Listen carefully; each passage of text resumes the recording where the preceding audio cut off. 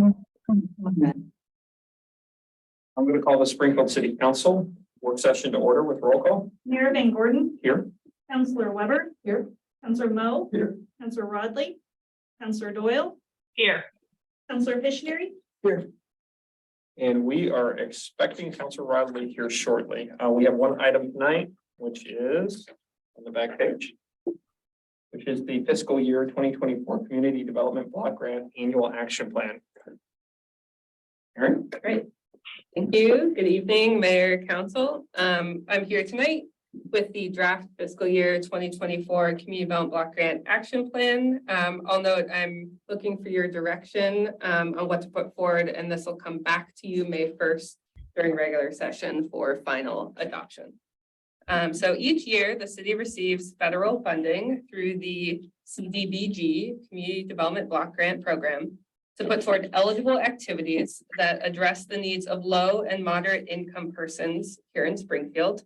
The federal program guides how these funds can be spent, while local cities and jurisdictions are able to determine what activities to prioritize locally.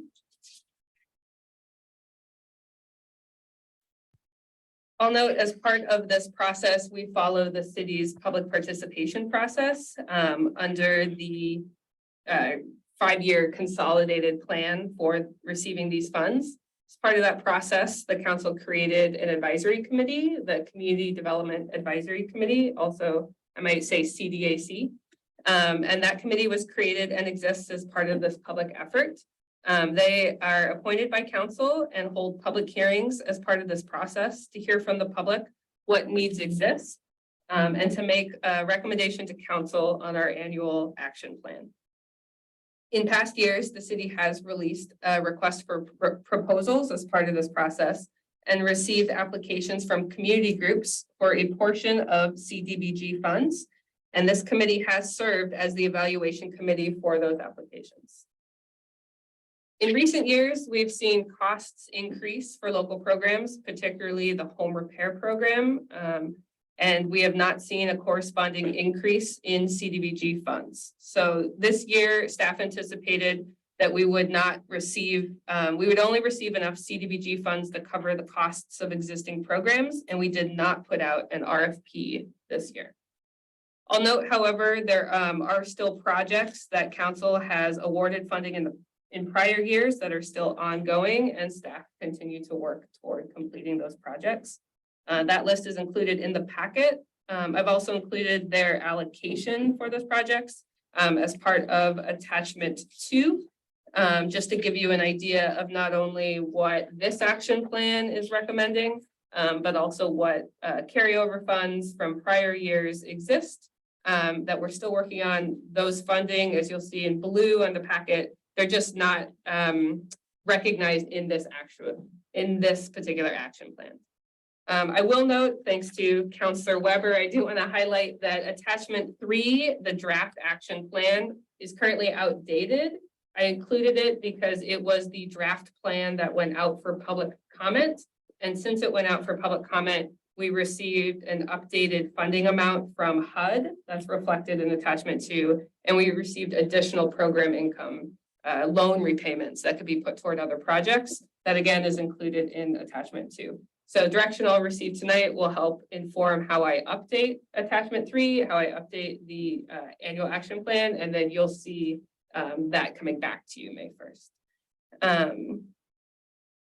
So as part of the public process, the Community Development Advisory Committee met twice this year, once in February, again in March, and held a public hearing at each meeting. I'll note, as part of that public hearing process, the committee did receive input from Relief Nursery that they are working toward a project that is in need of additional funding, and they will be looking to the CDBG program for that request. They are not ready yet. They have not submitted a request, but they did want to come in during the public process to inform the committee what they're working on. To note, and it's included in your packet, they've seen demands for services at their site on 42nd Street increase, that they are, as I think described, bursting at the seams and need additional classroom space and additional office space in order to offer the programs they do. At the March 22nd committee meeting, the committee discussed that funding recommendation or that funding request potentially, as well as what was previously put forward for the draft action plan. And ultimately, the committee decided to keep funding on existing projects, but wanted to recognize that all of these sort of plans we put forward can be amended. There's just an additional public process to amend them. So if there is an additional request for funding, the committee can reconvene, can review that request, and can make a funding recommendation to council. And again, ultimately, it's council's decision for how you would like to potentially change a recommendation in the future. But we do need to submit something by May 15th to HUD, and May 1st is the last regular session that we can bring something to council to meet that deadline. So I am here tonight for any questions, direction. I'm again using the table and attachment 2. There's a column that says CDB recommendation, and ultimately would like to either hear your input on that or make any recommendation or any changes. So one of the questions that I had was the home repair program. The committee had $315,000 allocated to it. Did we go through 315,000 last year? Could you help me? Yeah, great question. So the home repair program has been sort of, we've seen that demand increase. We're projected to spend 275,000 this year. Mhm. And so when the committee met, recognizing that difference of about 40,000, it was sort of a conversation during that March 22nd meeting about where to put it. And they wanted to, without having an additional project they knew was going to move forward, they felt comfortable saying, let's put it in the home repair program. If there's additional opportunity to do more outreach or to expand that program, we can. But if the request comes in, maybe we know we're going to grab it from there if we'd like to recommend funding a different kind of project. And help me with in the last couple of years, we've talked about 2 programs, the down payment assistance in the home repair program. And one of them wasn't really spending its annual allocation. That was the down payment assistance program, right? Correct. Okay. That was also, so yeah, that was also a conversation. We were hoping, so last year, council put forward $100,000 as part of the down payment assistance program with the idea that we would revamp the way we gave out those funds. And so we increased the limit to 25,000 per household. We worked with Dev Northwest to sort of identify them as sort of a better means of putting those funds out the door, because they could then mix it with sort of other funding opportunities. And the clientele that they work with in terms of helping folks focus on their financial goals. We unfortunately didn't get that program really started until this past winter. And so we have had one successful down payment that got out the door so far. So it's hard to really know what is the demand over the course of a year. Again, the committee felt comfortable keeping it where it was right now with that allocation, but understanding if a request came in, then that may be part of the conversation to say, should it still be funded at where it's at? Okay. Other questions? Victoria? Hi. So one of the things that I've been hearing, and I think it kind of ties into the camping ordinance stuff that we've been talking about as well, is the possibility of some type of a day center being created in Springfield that would help those that are homeless, and it ties in with the 24-hour move and all the stuff that we might be discussing. And so I had it mentioned to me by several people in the community that a day center, or even something like the Mission, like what they have in Eugene, having something like the Mission East or whatever it is in Springfield. And so if someone had that idea and had a plan, is there money and there's ability that the CBDG funds could be allocated in a way that would tie into that? Yeah, great question. Yes, short answer is yes. That first, in attachment to the consolidated plan strategy column, that first column increased the supply of affordable housing. It's a bit of a shortened term, but shelter in that sense is tied into that. And so if there was a project that came forward, and council wanted to put funding toward buying land or buying a building or helping to repair or construct something like a day use center.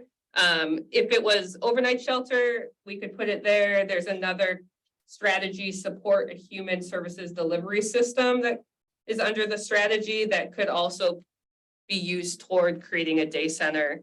I'll just highlight in this table, you can see there is funding carryover being put toward the Catholic Community Services Oasis project, and that is to create a day center for homeless families. So the same type of funding could be put toward another day center or a different use in that sense.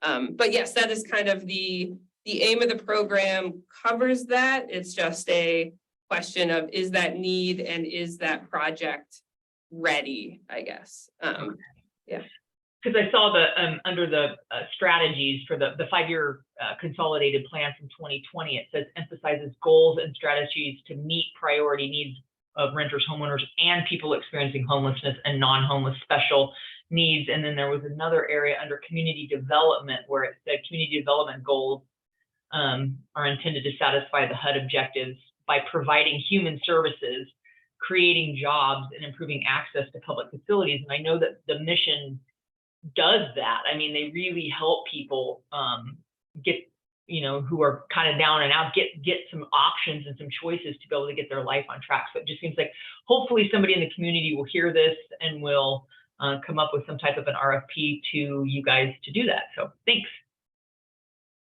All right. Anybody else? Joe? So I'm looking, if I recall, under our housing strategy, which we put together quite a while ago. And it says, basically, we were trying to focus on homeless women with children. Mm-hmm. And I'm looking for that on this attachment in regards to, it says here, Springfield Housing Strategy. And I'm looking at the other projects. Am I missing something, or is that, where did that go? So it's a good question. It's not that project, Anne's Heart is not being funded with CDBG funds. So I do struggle sometimes to convey what we're working on in the full umbrella of all the funding sources. So this packet is really just talking about the narrow federal community development block grant funding. Anne's Heart is coming in under the ARPA funding that Representative Lively sort of put forward through the legislature.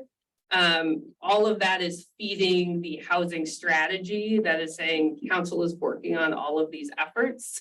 But it is currently not, that project is currently not being funded with CDBG. I understand that. Okay. But it doesn't change the strategy. I mean, as far as we stated in those meetings that the priority would be that population because the county would be responsible for the other populations. My understanding, that's their priority. Our priority would be, okay, we're going to help the county human services and housing needs, and we're going to put our efforts on or in women with children. We didn't say except such and such. And I'm trying to figure out where did that, the priority of the women with children, I don't recall it being saying only from this area, but it was the general strategy for the city. Does that make any sense? Can you? Yeah, I mean, when you have, you're indicating that these have all these other projects have different funding streams, Mm-hmm. and I understand this is not June's Heart or wherever it is. I understand that part, but I'm looking at the prioritization of what the CDAC is looking at, Mm-hmm. and I don't see where they are trying to prioritize the population we said we were going to prioritize. So how did their priorities change? Or did they ever change? It's not just me not remembering right, but I usually remember right. So I think on that piece, when we talk about priorities that are identified through, let's say, the consolidated plan, for example, that Victoria mentioned, the 5-year plan. Families with children, I wouldn't say it highlighted any different than someone else. So low income, unhoused, there isn't exactly a families with children focus within the formal plan. I think it's been council direction as opposed to that I'm aware of in the work that I don't think there's anything directly that has identified families with children in a formal document. I think it's been more conversations with the county, and that may be how, I don't know if that factored into how Ann's Heart was chosen. I guess for this, I think for the most part, the CDAC is given the opportunity under the RFP application. So when different applications come in, I think that's where I've seen them sort of look at what is council, or look to the council liaison to say, what is council priority and how do we compare the projects that are in front of us? But this doesn't really have that opportunity in terms of down payment assistance or home repair or social services. They weren't asked to, and I don't know how it would be factored in sort of population priority, even though they're eligible to be served. Yeah, and I remember that you put together, city put together, printed a very large, a very illustrative handout or brochure that's had, do you remember? Yeah, I have it up here. Oh, yeah, there you go, thanks. And it was very clear where we really wanted to put our resources and our energy towards, and then, but when I see stuff like this and some of the other things being discussed and whatnot, it seems to have gotten diluted down. So maybe it's more of what information is feeding, like where is information feeding which.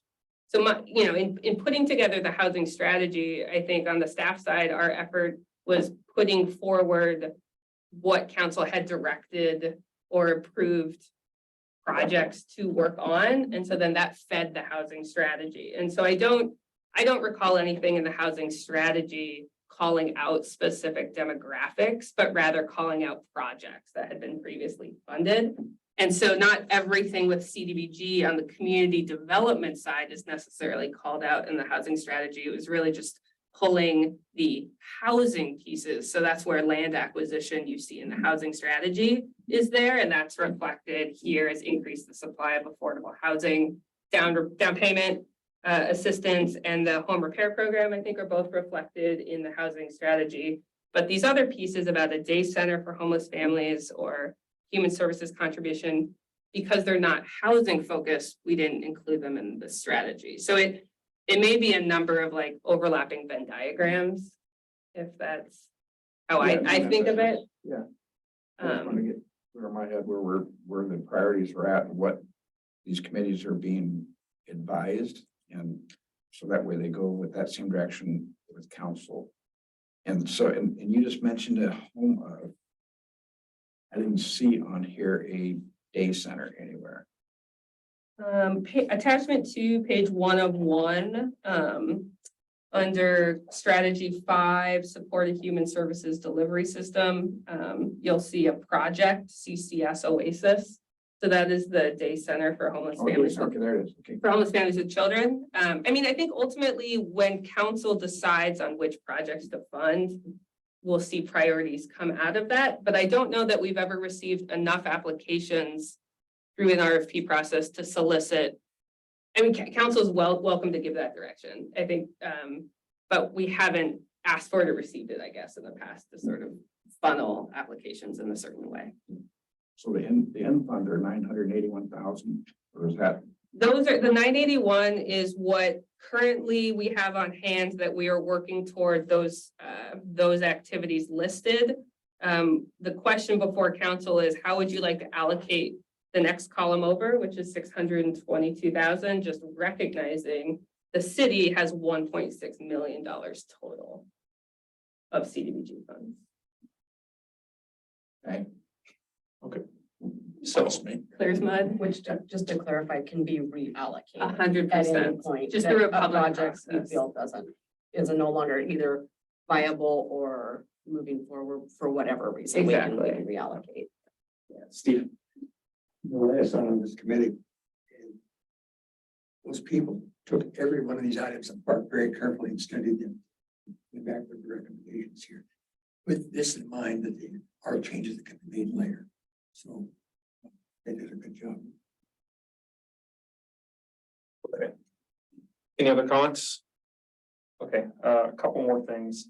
So I'm good with the allocation that they chose and, you know, putting that out for public comment, knowing that we're going to adopt it. We've already put it out for public Okay. comment, so at this point, it would just be for your adoption. Yeah. Okay. I'm fine with that.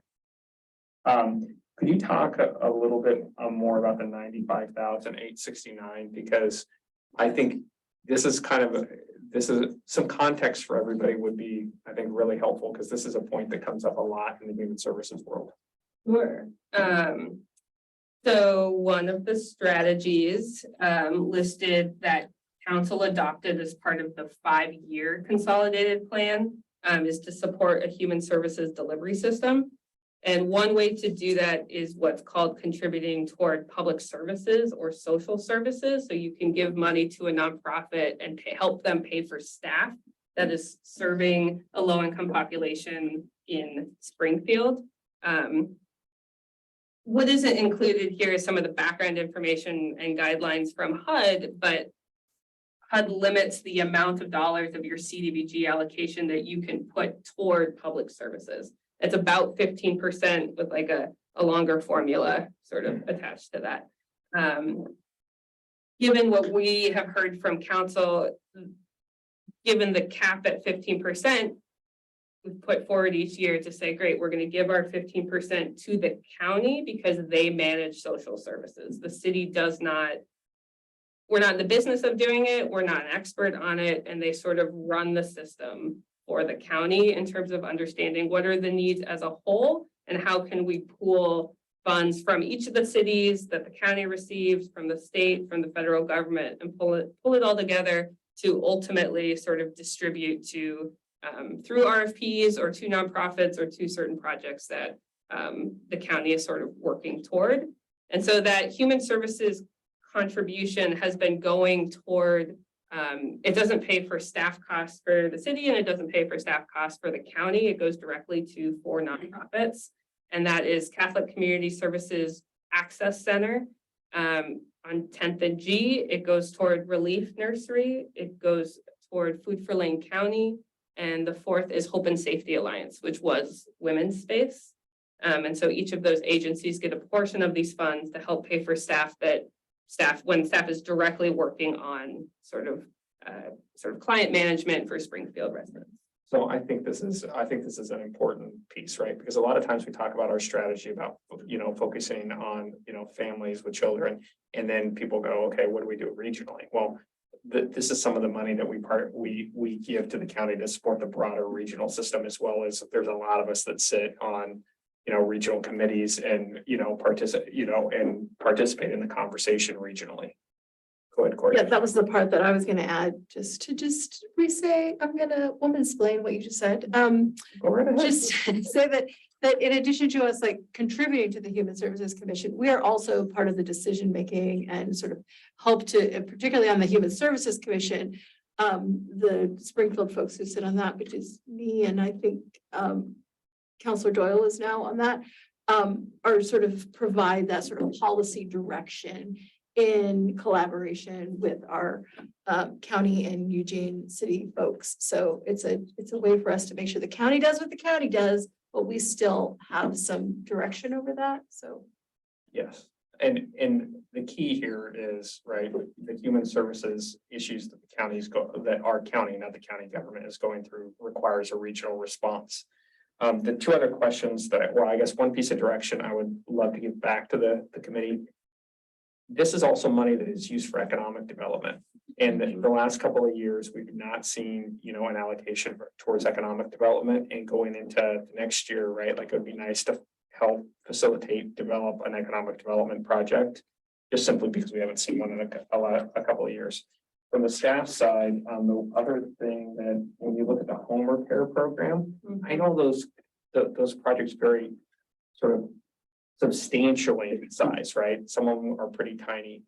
Have we evaluated whether or not it would be cheaper in some cases just to pay for it out of general funds than the compliance and regulatory all that extra regulatory pieces that go along with using federal funds? We haven't, I would say, I love the question. I would say of all of those activities, it's minimal. I Okay. think we do go through an environmental review process for each time we use them, but it's more in the, I would say land acquisition and the day center for homeless families is where a lot, a lot of the weight is, but good question. I think it's okay. Perfect. All right, any other questions? Quick one. Joe? On the public improvements in low income neighborhoods. Part of it where we talked about the city that is going to do the tree planting project is saying this $85,000 was toward this. That money's been shelved and is going to continue moving forward. correct? Yes, it's being carried over. I talked to Ben Gibson and they hadn't really planned it yet for this winter, but it's in works for. Wanted to disappear. Thanks. All right, perfect. Then we are good to go. We are adjourned and then we are going, Victoria, we're going to switch over to the executive session link and then we're going to reconfigure the room for executive session. We will see you. How do I get that link? Because I don't have that. Can somebody email that to me? Yes, we're on it. Thank you. We're adjourned.